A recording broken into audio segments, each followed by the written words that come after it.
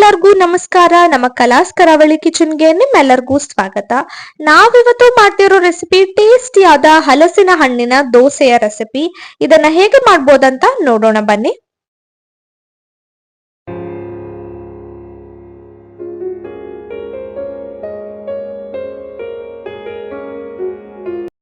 First ನಾವಿಲ್ಲಿ mixer ಜಾರ್ಗೆ ನೆನೆಸಿರುವಂತಹ ಅಕ್ಕಿಯನ್ನ ಆಡ್ ಮಾಡ್ಕೊಂಡಿದೀವಿ. ಅಕ್ಕಿಯನ್ನ 3 ರಿಂದ 4 ಗಂಟೆ ನೀರಲ್ಲಿ ನೆನೆಸ್ಕೋಬೇಕಾಗತ್ತೆ. ಇದನ್ನ ನಾವು ಗ್ರೈಂಡ್ ಮಾಡ್ಕೋಬೇಕು. ಸ್ವಲ್ಪ ನೀರನ್ನ ಸೇರಿಸಿ ಇದನ್ನ ಗ್ರೈಂಡ್ ಮಾಡ್ಕೊಳ್ಳಿ. ನೋಡಿ ಈ ರೀತಿ ಆಗಿದೆ. ನಂತರ ಮತ್ತೆ ಮಿಕ್ಸರ್ ಜಾರ್ನ ತಗೊಂಡಿದ್ದೀವಿ.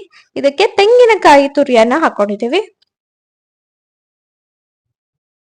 ಸ್ವಲ್ಪ ತೆಂಗಿನಕಾಯಿ ತುರಿಯನ್ನ ಹಾಕೊಂಡಿದೀವಿ. ಹಾಗೆ ಬೆಲ್ಲವನ್ನ ಹಾಕೊಂಡಿದೀವಿ.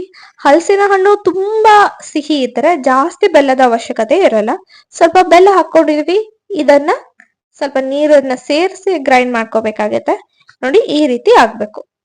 ನೆಕ್ಸ್ಟ್ ನಾವ್ ಇದಕ್ಕೆ ಸ್ವಲ್ಪ ಮ್ಯಾಶ್ ಮಾಡಿಟ್ಟುಕೊಂಡಿರುವಂತಹ ಹಲಸಿನ ಹಣ್ಣನ್ನ ಹಾಕೊಂಡಿದೀವಿ.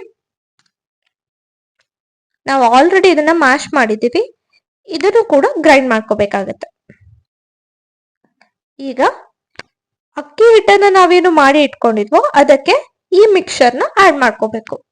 ನಾವ್ ಇದನ್ನ ಸಪರೇಟ್ ಆಗಿ ಯಾಕೆ ಗ್ರೈಂಡ್ ಮಾಡ್ಕೊಂಡ್ವಿ ಅಂದ್ರೆ ದೋಸೆ ಹಿಟ್ಟು ತುಂಬಾ ಸ್ಮೂತ್ ಆಗಿ ಚೆನ್ನಾಗಿ ಬರುತ್ತೆ. ಅದಕ್ಕಾಗಿ ನಾವಿದನ್ನ ಸಪರೇಟ್ ಆಗಿ ಗ್ರೈಂಡ್ ಮಾಡ್ಕೊಂಡ್ವಿ. ಈಗ ಇದನ್ನ ಚೆನ್ನಾಗಿ ಮಿಕ್ಸ್ ಮಾಡ್ಕೊಳ್ಳಿ. ಅಕ್ಕಿ ಹಿಟ್ಟಿನ ಜೊತೆ ಇದು ಚೆನ್ನಾಗಿ ಹೊಂದ್ಕೋಬೇಕು. ಇದಕ್ಕೆ ನಾವು ರುಚಿಗೆ ತಕ್ಕಷ್ಟು ಉಪ್ಪನ್ನು ಕೂಡ ಆಡ್ ಮಾಡ್ಕೊಂಡಿದೀವಿ. ಈಗ ಇದನ್ನ ಚೆನ್ನಾಗಿ ಮಿಕ್ಸ್ ಮಾಡ್ಕೋಬೇಕಾಗತ್ತೆ. ನೋಡಿ ಗಂಟುಗಳಿರ್ಬಾರ್ದು, ಹಾಗೆ ಇದನ್ನ ಸ್ಮೂತ್ ಆಗಿ ಮಿಕ್ಸ್ ಮಾಡ್ಕೋಬೇಕು.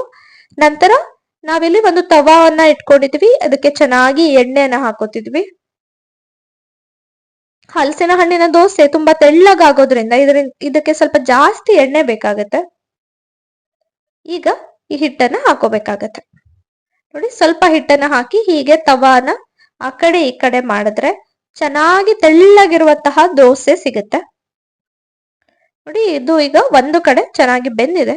ಇನ್ನೊಂದ್ ಕಡೆ ಬೇಯಿಸ್ಕೊಂಡ್ರೆ ಟೇಸ್ಟಿಯಾದ ಹಲಸಿನ ಹಣ್ಣಿನ ದೋಸೆ ರೆಡಿ ಆಗಿದೆ. ಇದನ್ನ ತುಪ್ಪದ ಜೊತೆ ತಿಂದ್ರೆ ತುಂಬಾ ಚೆನ್ನಾಗಿರುತ್ತೆ. ನಾವು ಆಲ್ರೆಡಿ ಬೆಲ್ಲವನ್ನ ಆಡ್ ಮಾಡಿರೋದ್ರಿಂದ ಮತ್ತೆ ಸಿಹಿಯ ಅವಶ್ಯಕತೆ ಏನೂ ಇರಲ್ಲ. ಹೋಪ್ ನಿಮ್ಮೆಲ್ಲರಿಗೂ ಈ ವಿಡಿಯೋ ಇಷ್ಟ ಆಗಿದೆ ಅಂತ. ಈ ವಿಡಿಯೋ ಇಷ್ಟ ಆಗಿದ್ರೆ ವಿಡಿಯೋನ ಲೈಕ್ ಮಾಡಿ, ಹಾಗೆ ಬೇರೆಯವ್ರಿಗೂ ಕೂಡ ಶೇರ್ ಮಾಡಿ, ಹಾಗೆ ಸಬ್ಸ್ಕ್ರೈಬ್ ಮಾಡೋದನ್ನ ಮರಿಬೇಡಿ. Once again thanks for watching.